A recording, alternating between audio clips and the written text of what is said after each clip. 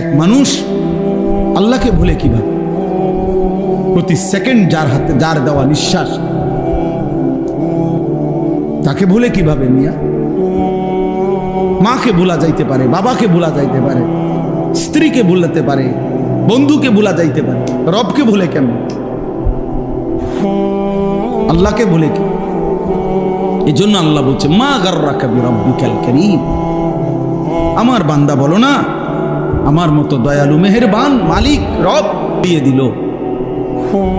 কি এমন কারণ হলো বান্দা যে তুমি আমাকে ভুলে গেলে? আহ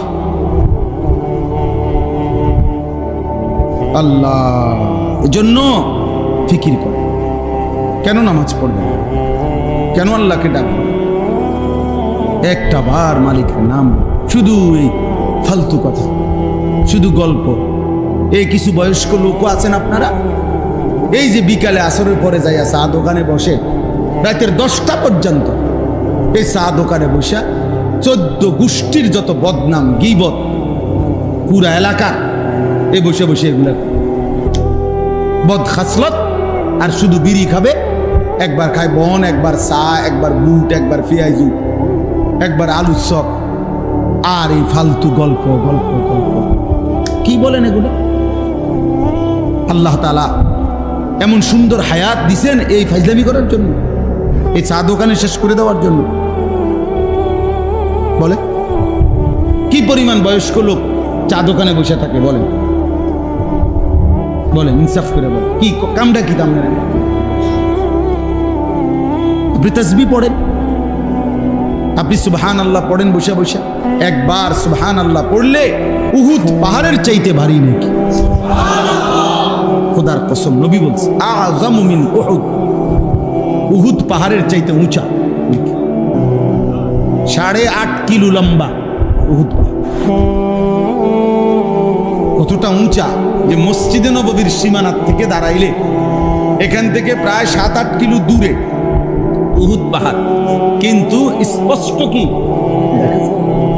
কতটা উঁচা, এত পরিষ্কার দেখা যায় পাহাড়,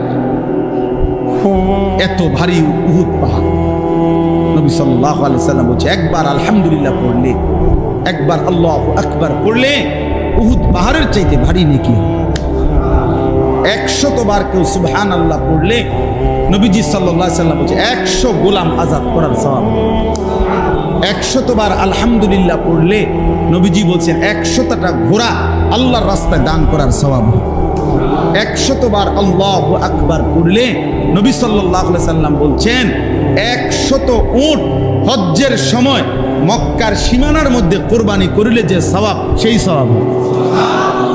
100 বার লা ইলাহা ইল্লাল্লাহ পড়লে আসমান ও জমিনের ফাঁকা জায়গা নেকিতে পূর্ণ হয়েছে।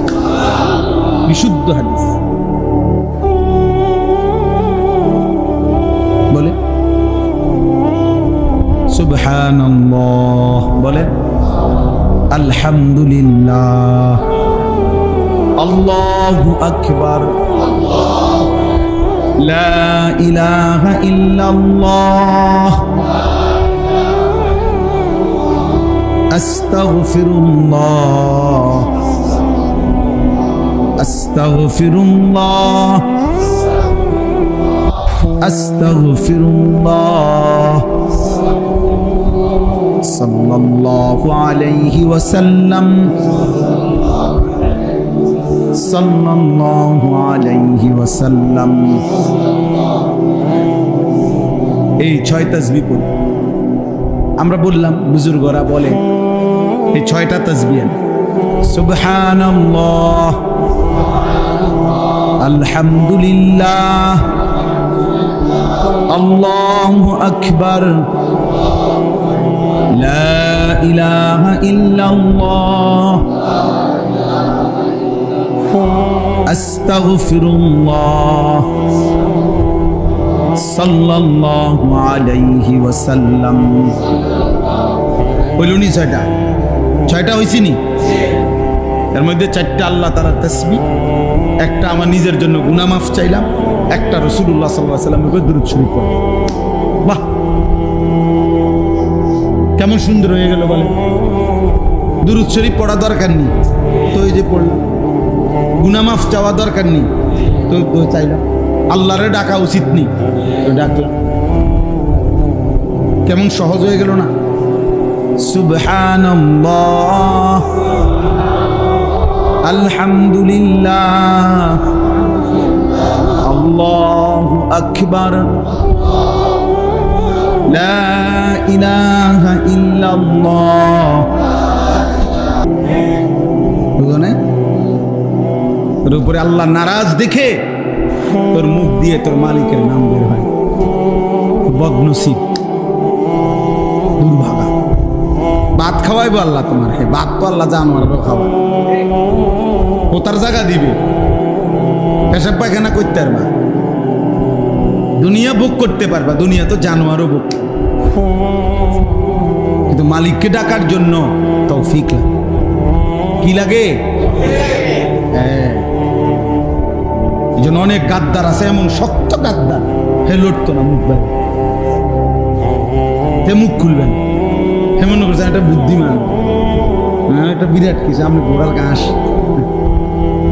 আপনি ঘোড়ার ডিম,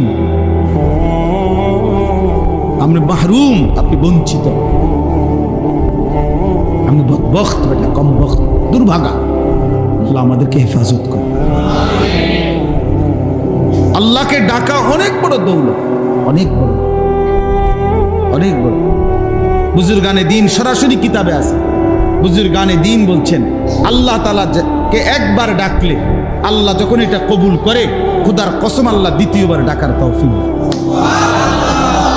বুঝেন না হিসাবটা? প্রথমবার ডাকলে যখন আল্লাহ কি করে, সাথে সাথে বান্দাকে আবার কি করে ডাকে, বারবার সে ডাকতে, বারবার ডাকতে।